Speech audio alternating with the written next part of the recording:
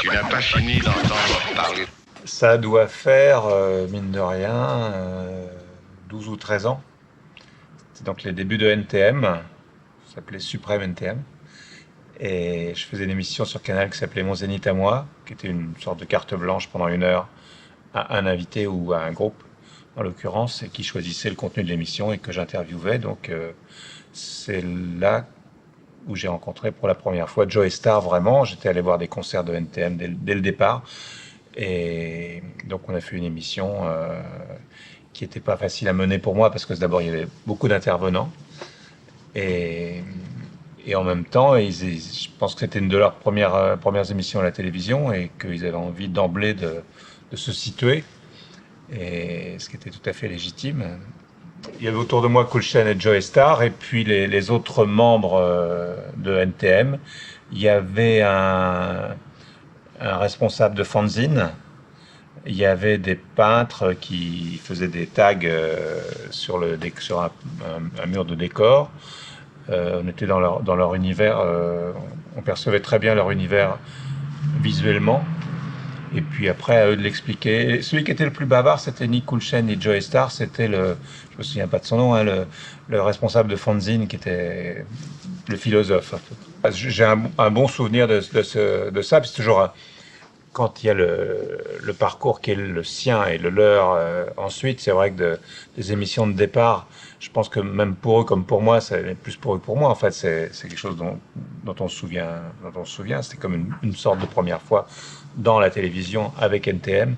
Mais ça c'était bien passé. C'était terminé par de la danse et c'était à la fin finalement assez joyeux. Je crois qu'ils arrivaient très très tendus.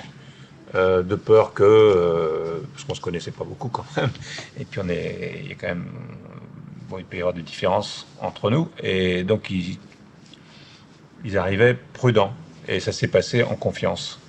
Tu n'as pas fini d'entendre parler. J'ai pensé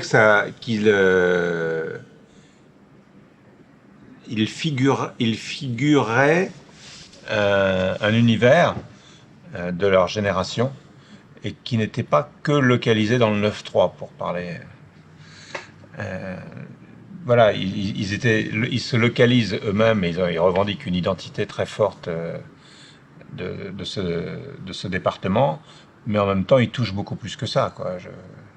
Beaucoup plus que ça. Ils touchent tout le monde. Ils touchent tout le monde parce qu'ils ont un discours qui est authentique, qui est sans concession, sans complaisance, et qui est fait pour être entendu. Et après on est d'accord, pas d'accord, etc. Mais c'était des vrais messagers. Enfin, c'est des vrais messagers. Mais ils sont une identification très forte de leur génération, comme pour nous c'était Johnny Hallyday, quoi. Tu n'as pas fini d'entendre parler. Moi j'ai beaucoup de... Quel est le bon mot? Je serais tenté de dire de la tendresse à son égard. Parce que je pense que c'est quelqu'un qui est à la fois très fort et qui a des failles. Enfin, rien n'est de dimension normale chez lui. Donc c'est pour ça qu'il est une star aussi. Et c'est le propre des stars. Et il aurait pu s'appeler autrement, c'était pareil. Mais c'est vrai que la revendication du nom est intéressante aussi. Je lui demanderais de continuer comme ça à être lui-même, à faire ce qui lui plaît. Et je pense qu'en plus, en même temps, avec le temps, peut-être qu'il contrôle bien ce qu'il veut. Et en tout cas, il ne faut pas qu'il arrête. Tu n'as pas fini d'entendre parler.